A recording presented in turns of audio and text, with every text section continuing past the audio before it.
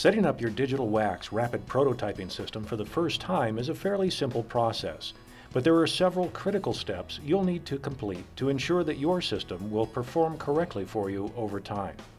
After placing your equipment in the desired location, remove the protective wrapping from the outside of the unit. This is a good time to make sure that none of the equipment has been damaged in transit. It's very important to note that the orange transparent lid cannot be opened at this stage. The lid is locked for shipping and can be unlocked only by the controller software. Attempting to open the lid before unlocking it from the PC can damage your machine. The first step in setting up your machine properly is attaching the adjustable feet. Before screwing them into the frame of the machine, lower the nuts in order to give yourself plenty of thread to work with. The easiest way to attach the feet while keeping your machine upright is to carefully slide the machine forward so that it hangs over the edge of your tabletop. Be sure to handle the unit using only the black metal body. Handling the machine by the lid may damage your system. Screw the two front feet into the frame just until you feel contact, and then back them out a few turns to give yourself room for leveling the system. Do not force the feet into the frame after you feel contact. Doing so can dislodge or even damage internal components.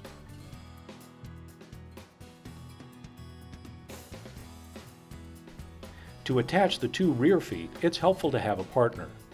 Rather than sliding the back of the machine over the edge of your tabletop and risk it tipping over, it's preferable to have one person lift the rear of the machine slightly with the front feet firmly on your work surface. This allows the second person to screw in the feet safely.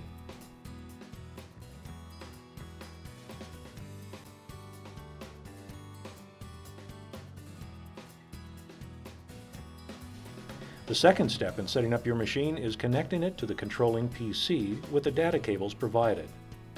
Do this with both machines powered off. For setup of the PC and its peripherals, refer to the computer manufacturer's documentation included with your system.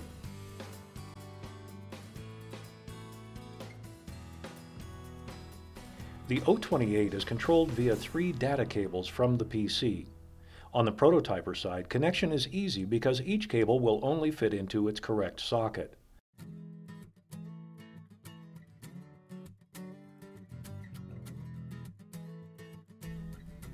Note that the O08 model has only one data cable along with the power cord.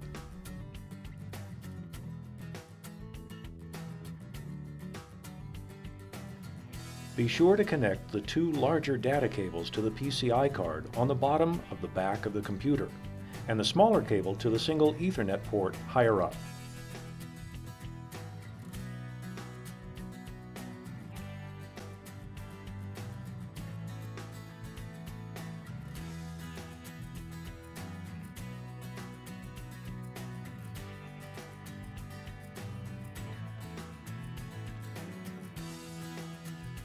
Again, note that the O08 model has only one data cable that plugs into the Ethernet port on your PC. Now it's time to power up both machines. Start with your PC and then turn on the power switch on the back of your prototyping unit. Finally, turn on the power button on the front of the prototyper.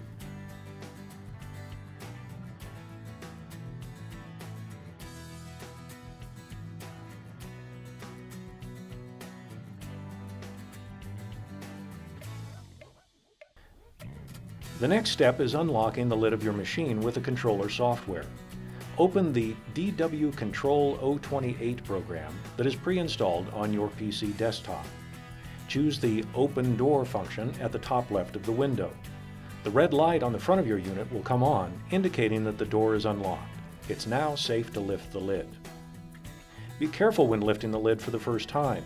Without the weight of the handle to counterbalance it, it can rise rapidly. To attach the handle, unwrap it and remove the screws from the spacers with a hex key. Once again, a partner may be helpful at this stage. With the handle and spacers held in place by your partner, insert each screw from the inside of the lid and tighten until snug. Be sure not to over-tighten.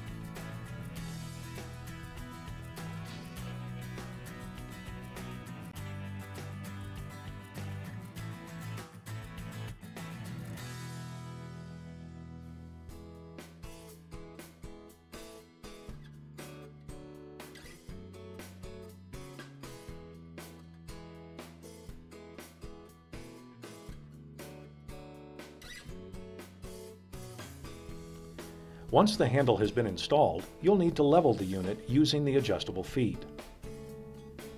Unlock and lift out the plastic tray. Place a hand level on the surface underneath. First, make sure the unit is perfectly level side to side. Next, check the level front to back. The ideal position is one with a slight tilt front to back. With the back slightly lower than the front, as you add resin, it will easily flow to where it's needed. The final step in setting up your system is to check the zero level of the build platform with respect to the resin tray. This adjustment has been calibrated prior to shipping and only needs to be verified at this point. With the clear tray back in the unit and locked in place, use 2 pieces of paper to check the final fit. Using 2 sheets allows them to slide without scratching either the resin tray or the build platform. Lay them in the bottom of the tray and use the controller software to lower the platform onto the paper. Select the Set Zero button from the controller software. This opens another window that allows you to move the platform up and down.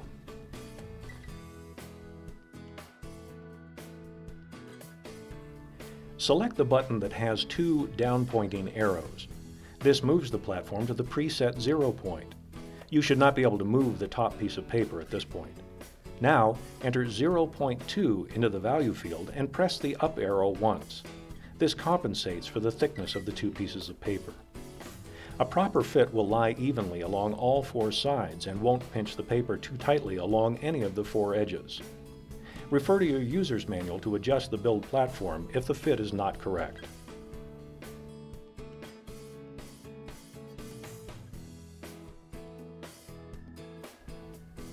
When the time comes to add resin, gently tilt the bottle back and forth to mix the compound before pouring it into the tray. Don't shake the resin, as this can create unwanted air bubbles. Use just enough to cover the back half of the tray in a thin layer. Your system is now correctly set up and ready to begin production. What will you create first?